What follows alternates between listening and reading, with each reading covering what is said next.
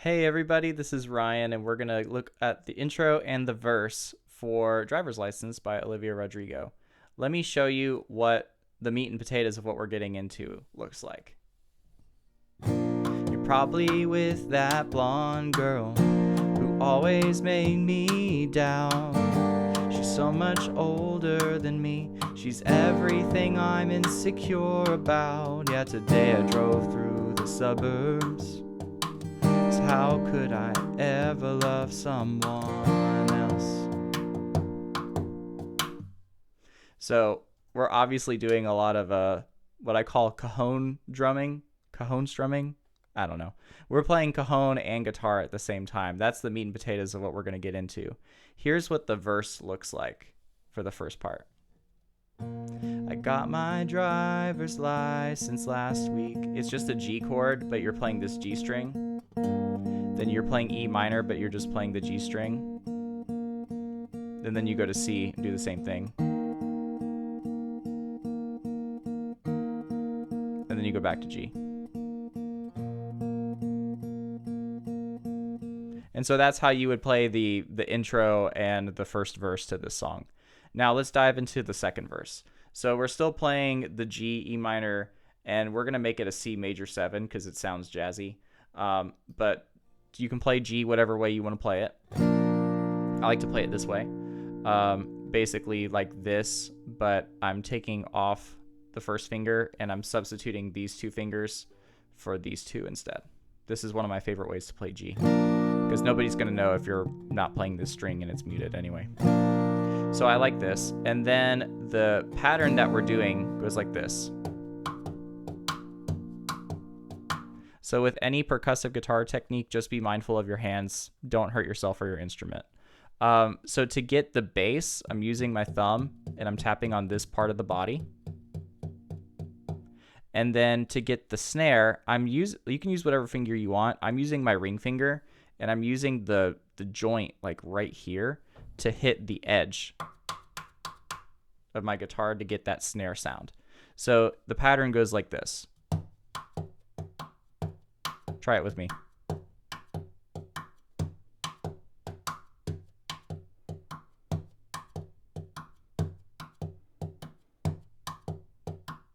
So that's the pattern that we're using. Now it's just how do we play guitar and do that at the same time. So what we're going to do is sub out one of our kicks to do a snare instead. So instead of, now it's, so I'll do that slowly like this. One more time. Now you try it with me. G chord. Again. Then once you get to the next part of the bar, you add the kick back in. So now we have kick. And then to get back to the strum, on that very last 16th note at the end of the bar, we do an up strum. So it's going to look like this.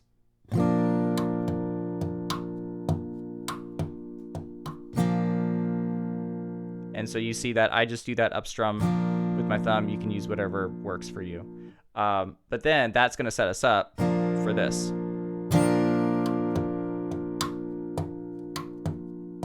To start the drum pattern over again. So let's try looping that drum pattern just with the G chord. Here we go.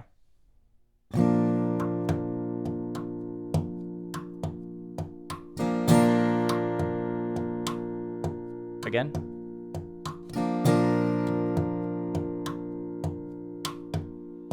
Up, down. Do it again.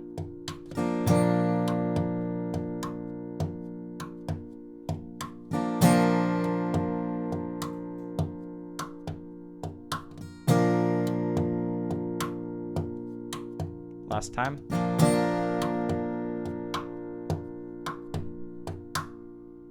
So that's how you do that part. Now let's just do the same thing, but this time let's go through the chord progression. So the only chord that you may not know how to play is a C major 7, which all it is a C, but you're going to lift up this finger. It's an amazing chord. So once we get there, do this chord, If not, if you just want to do normal C, that's totally fine too. So let's go ahead and play it together. So here we go. Again, G, E minor,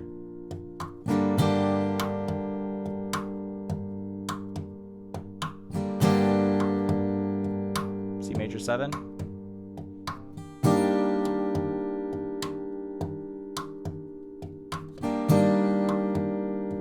back to G,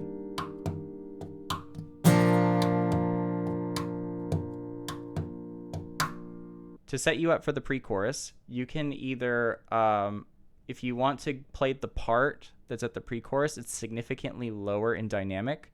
So you can set yourself up by an anticipation of that by doing this. My bad.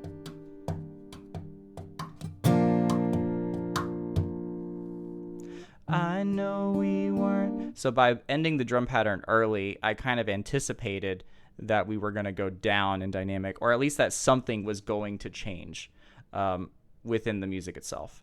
So this is the tutorial for verse 2 and the intro and verse 1 of Driver's License, and I will catch y'all in the next one.